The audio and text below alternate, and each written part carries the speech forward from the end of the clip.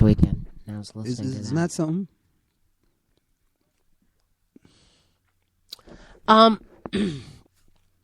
So, but his name was Malcolm Little. He didn't get rid of his first name. It was his last name that was. Yeah. Because Malcolm is, Malcolm could be considered an African name. No, it's about the last name. It's not about your first name. And then you could do anything with your name. So if you know what your name means, then you translate that into some other language. Eh? Mm-hmm. I know it. Marjorie, it's like Margaret, which means pearl. So it could be called Pearl. Mm-hmm. Another name for pearl in another language is Lulu. I could be Lulu.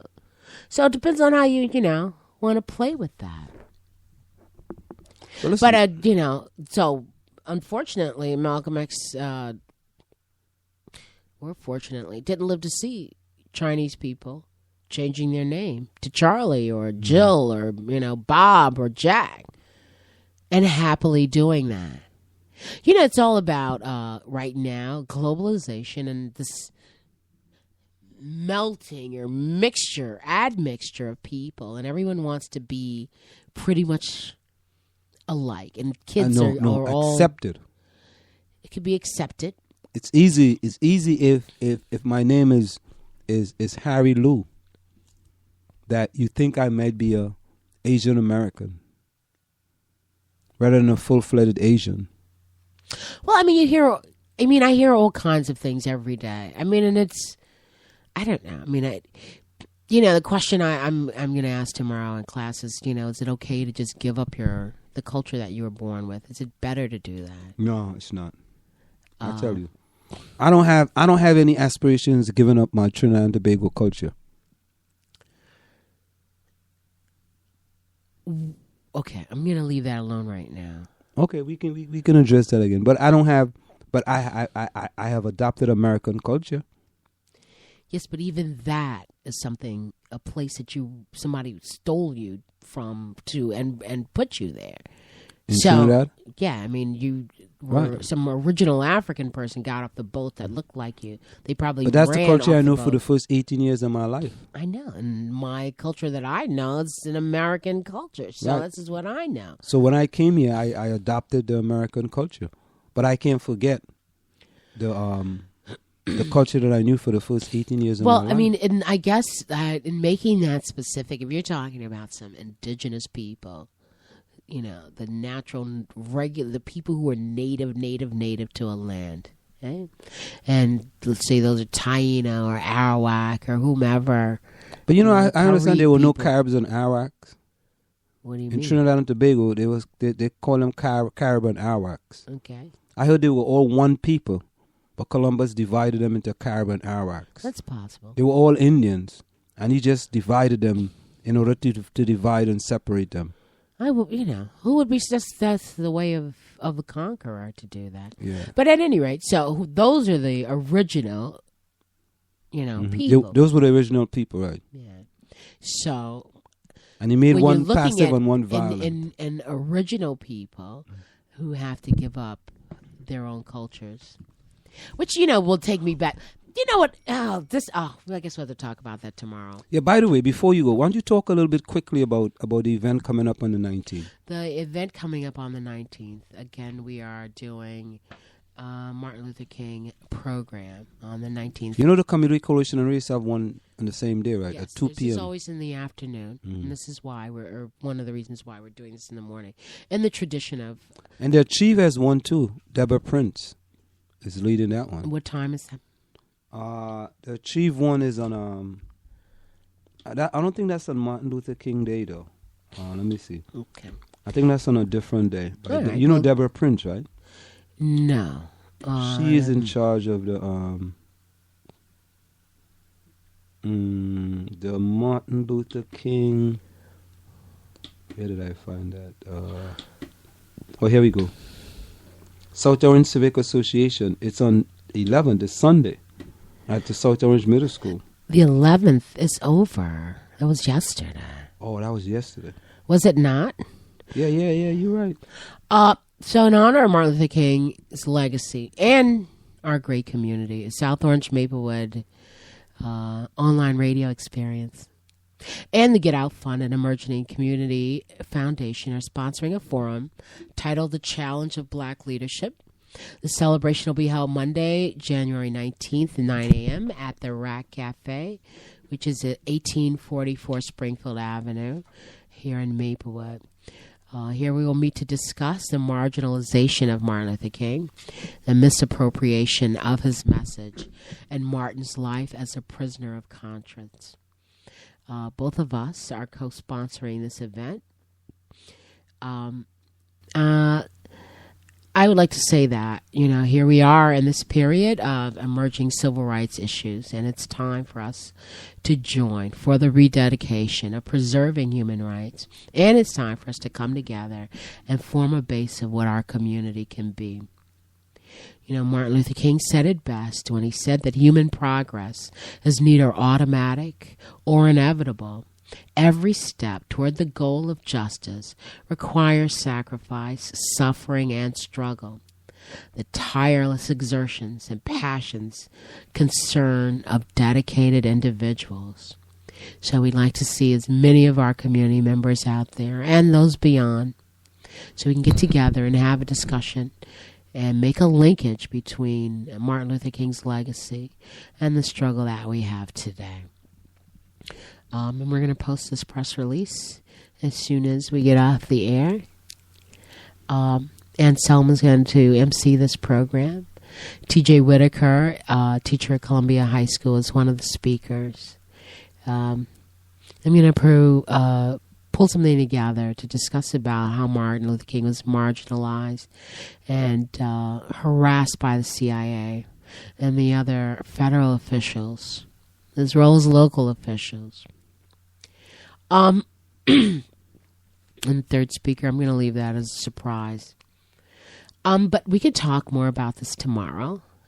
Tomorrow is Tuesday, even though Tuesday is not the day I like coming in because I have a long day at work on Tuesday. I get out at 3:30.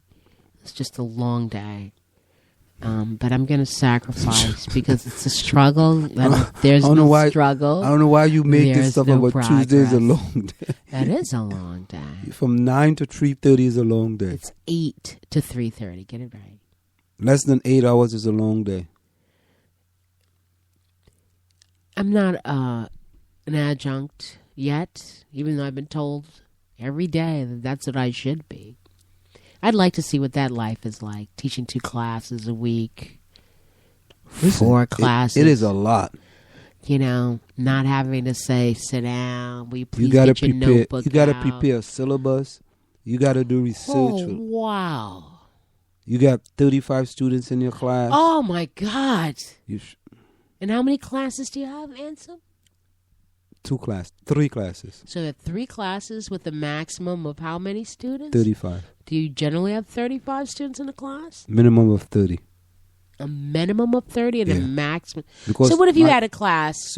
What if you only had 28 class? students who signed up for a class? What would happen? Nothing.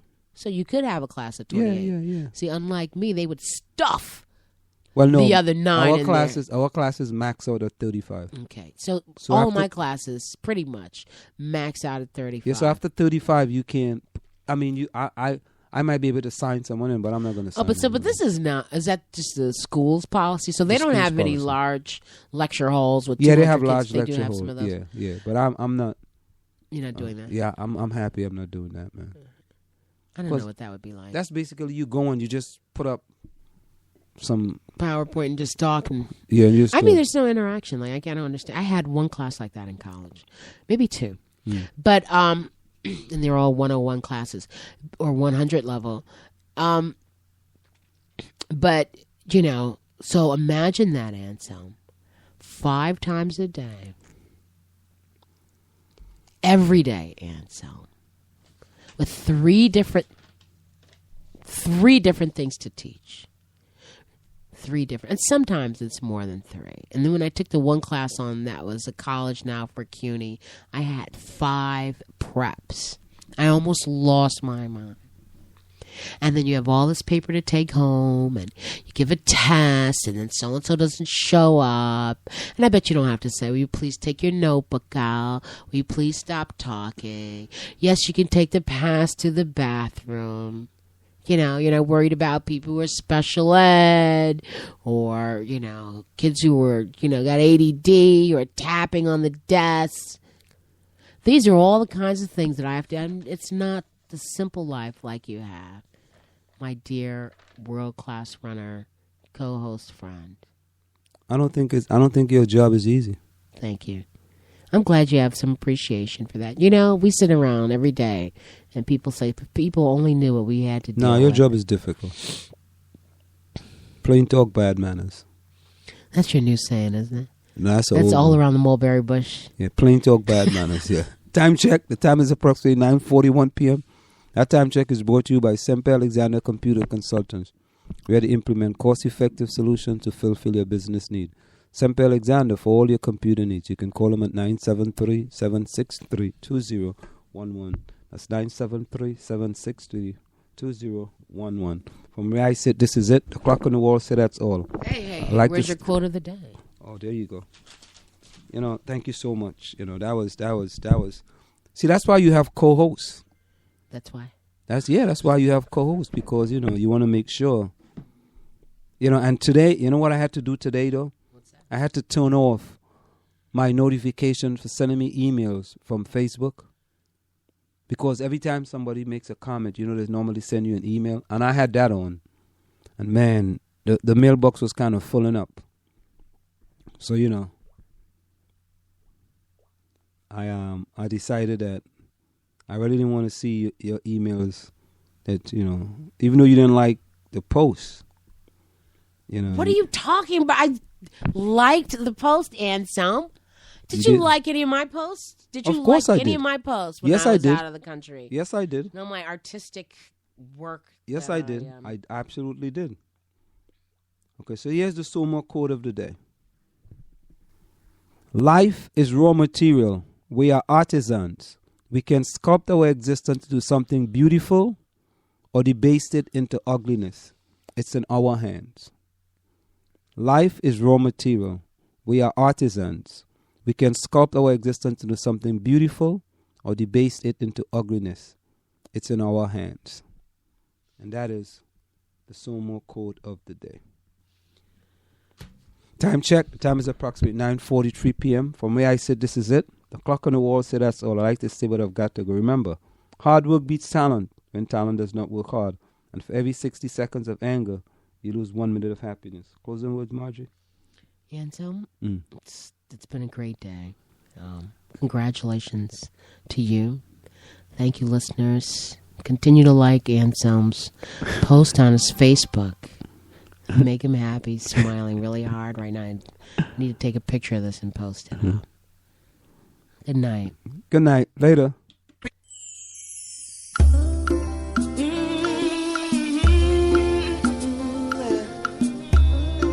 Ooh, yeah.